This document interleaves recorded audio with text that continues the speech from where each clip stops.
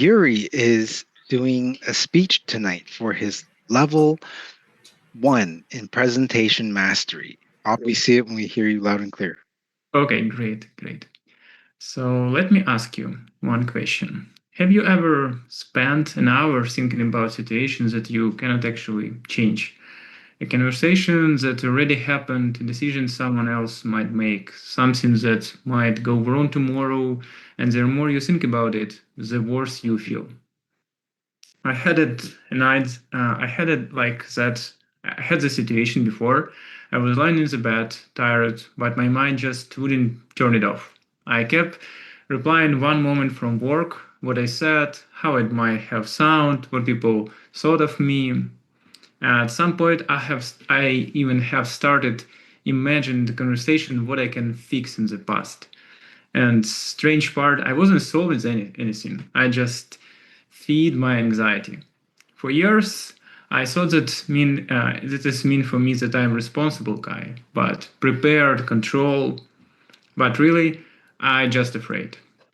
So silence directly came to my mind, and I just cannot overcome these things. And then I came across in the idea of 7 habits of highly effective people, and one concept stayed with me. Stefan Covey talked about two simple circles. The circle of control, this can you actually can influence, and the circle of concern, everything else that you worry about but cannot control. And when I heard that, I realized something uncomfortable.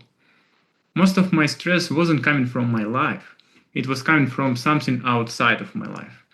Other people's opinion, an email I hadn't received yet, a result of meeting, a news, all of that what if scenario, and that I cannot change. And even more, usually this situation like my nightmare did it actually happen, that it haven't happened. So I tried to something different. I took a piece of paper and drew a line down in the middle. Left line, my circle of control that I can do today. Prepare, speak honestly, take action, usually like show up. Right side, everything else. Things that you don't depend on me. And I made it a rule. I focus on the left side. And I am stressed out, and if I'm stressed out about a meeting, I can prepare, but I can't control how others react. If I waiting for reply, I can communicate really clearly, but I cannot control when someone answers.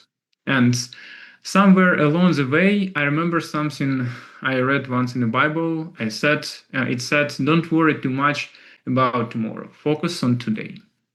And suddenly, a modern idea and an anxious one were saying the same thing, just in different word.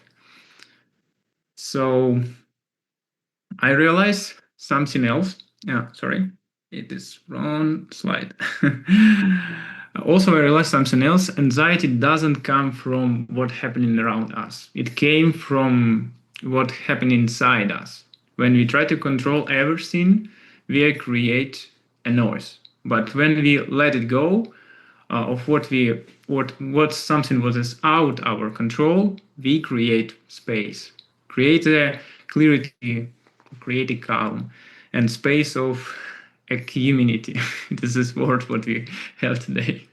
And there is something I didn't expect. Trying to control everything comes with price.